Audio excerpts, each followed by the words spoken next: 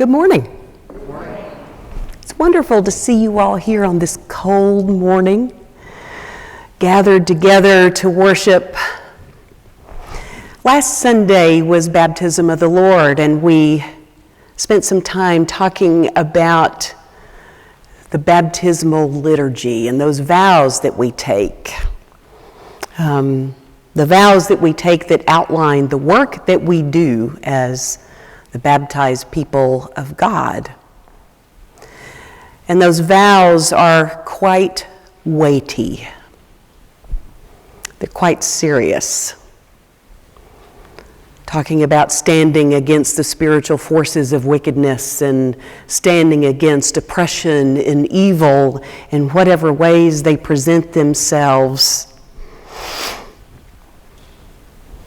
And it seems like such a difficult task to do that. But there is a word that gives us hope. And it's a word that we United Methodists love, and that word is grace.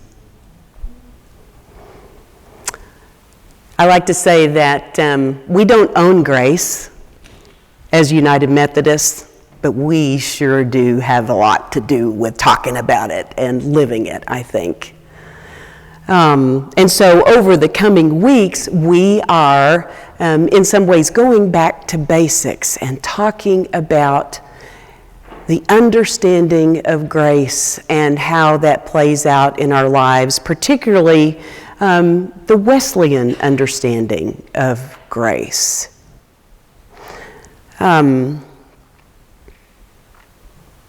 There is a word that United Methodists use, a descriptive word about grace, prevenient grace. We have actually a threefold understanding of grace, that there is prevenient grace, that there is justifying grace, and there is sanctifying grace, and they in some ways are all the same grace because they all come from the same God, but it's a way of understanding grace that John Wesley laid out for us, and he actually pulled this from St. Thomas Aquinas.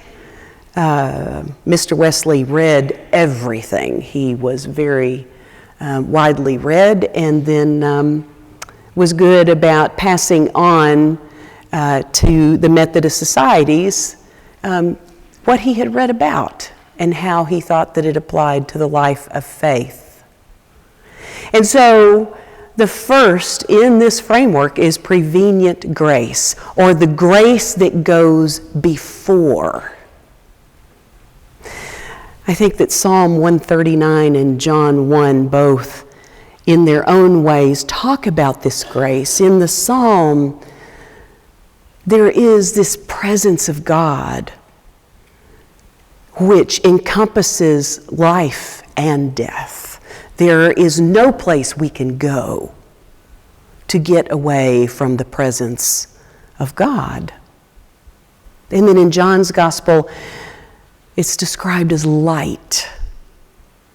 The true light which is coming into the world is the light of all people.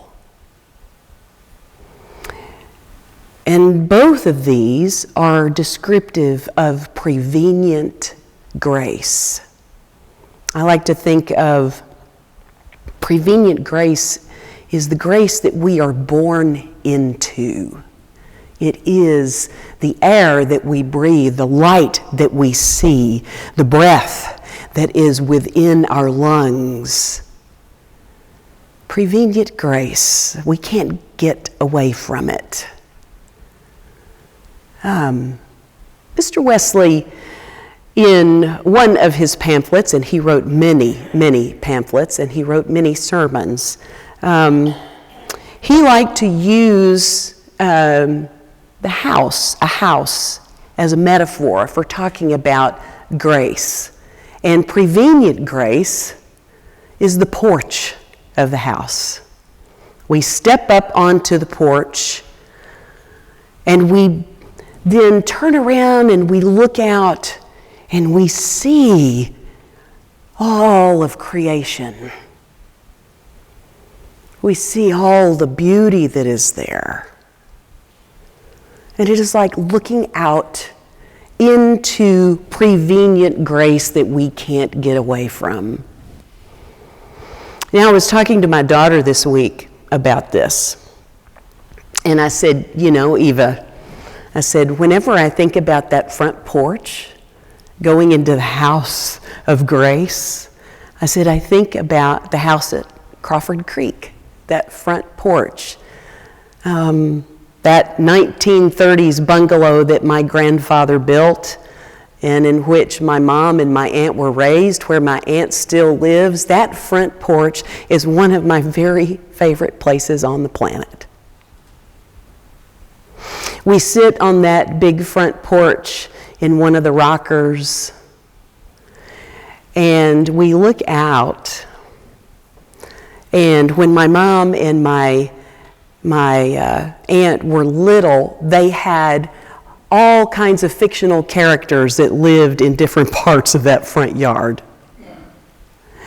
And they all had stories, all of these fictional characters.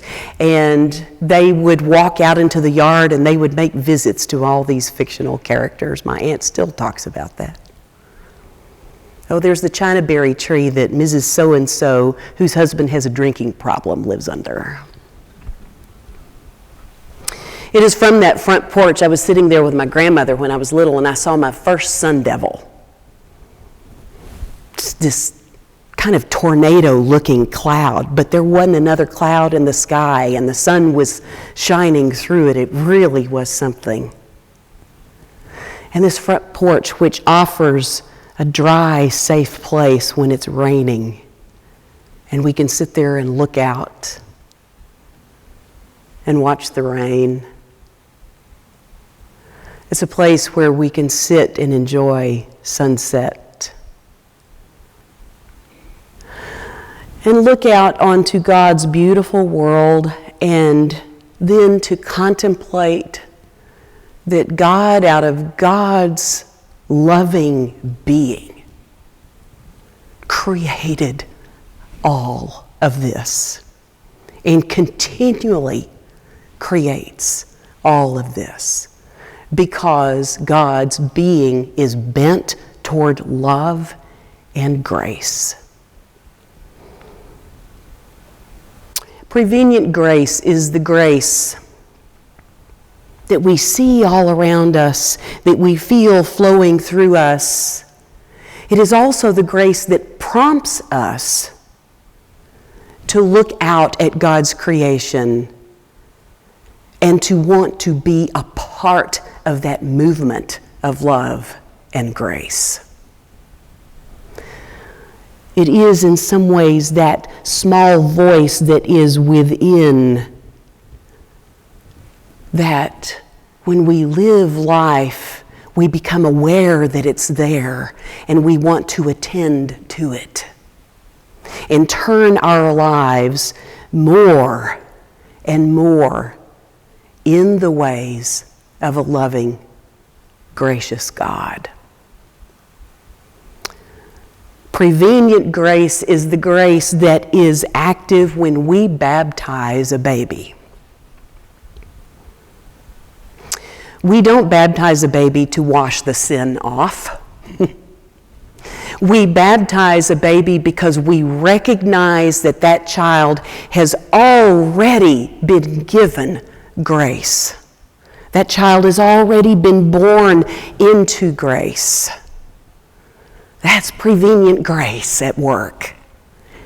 And we come together as a community and we take vows that say that we will nurture that child in the ways of God's grace. And all of this is just the entrance into the Wesleyan understanding of grace. We step up on the porch and we look out And then we turn around and we see that there's a whole house of grace that is beckoning us to enter. And next week, we will walk through that door. And we'll talk about grace some more. We can't talk about it enough. God's grace at hand, in us, and surrounding us. Thanks be to God. Amen.